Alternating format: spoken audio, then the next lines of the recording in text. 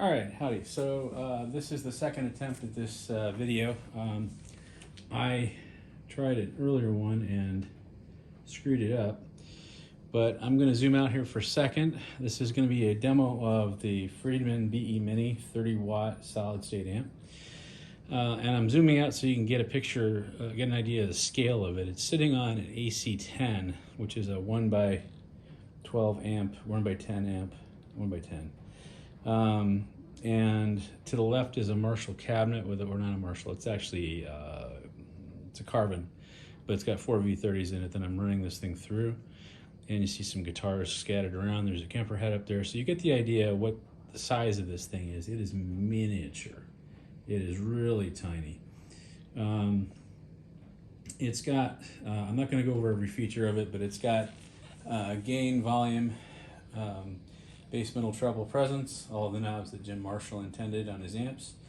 And it does have two additional tweaker knobs, one of which in the middle there, between the last two knobs, is the cut, which is a gain cut. So all the way down is full gain, in the middle is somewhere in the middle, and all the way up is full gain cut, I guess, is how they do it.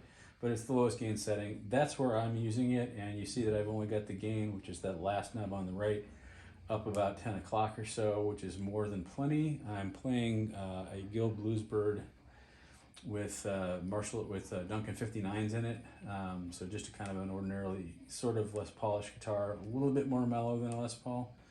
And the middle, the last switch on the right there is a bass shelving thing. All the way down is, I think, the least bass. All the way up is the most bass. I've got it in the middle. And these are the settings where I kind of like it. It is not, it's not a clean amp. So let me just show you here. This is the gain all the way down. And that's at the lowest gain setting. So it's not a low gain amp. It is not meant to be. You can turn the volume way down and get some,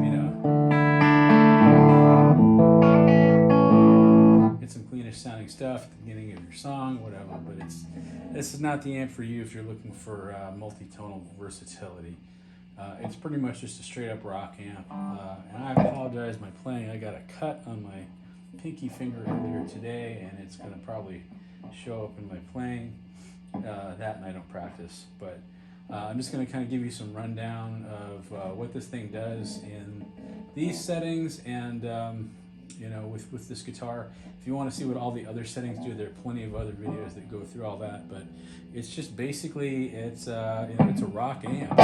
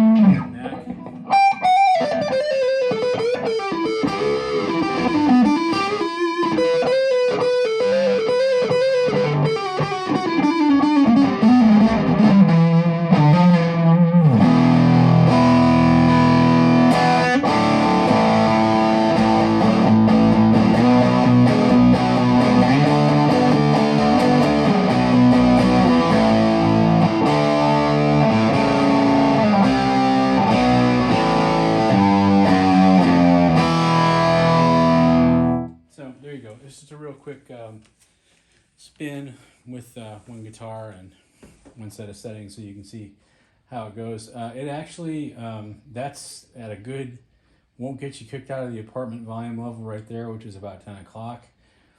It will get loud enough to get you kicked out of the apartment or get you in trouble with your wife if your kids are sleeping, for sure. Maybe even to get you kicked out of a gig. Through a 4x12 like this, it does spread pretty well. But definitely worth the money if you're looking for something that does this kind of a sound. And you know, maybe as a backup amp. It does have a effect loop on the back. That's the only other fancy thing it has. So you could probably you know, work some kind of a direct setup through the speaker outs. I've got this plugged into a 16 ohm cab. My understanding is it does 8 and 16, I think. Hasn't had any problem with any of the speaker cabs that I've run it through, but this is the one I use for everything, so that's what I wanted to demo with. But definitely check it out if you can and you're in the market for this kind of a thing. It sounds pretty kicking to me. Thanks.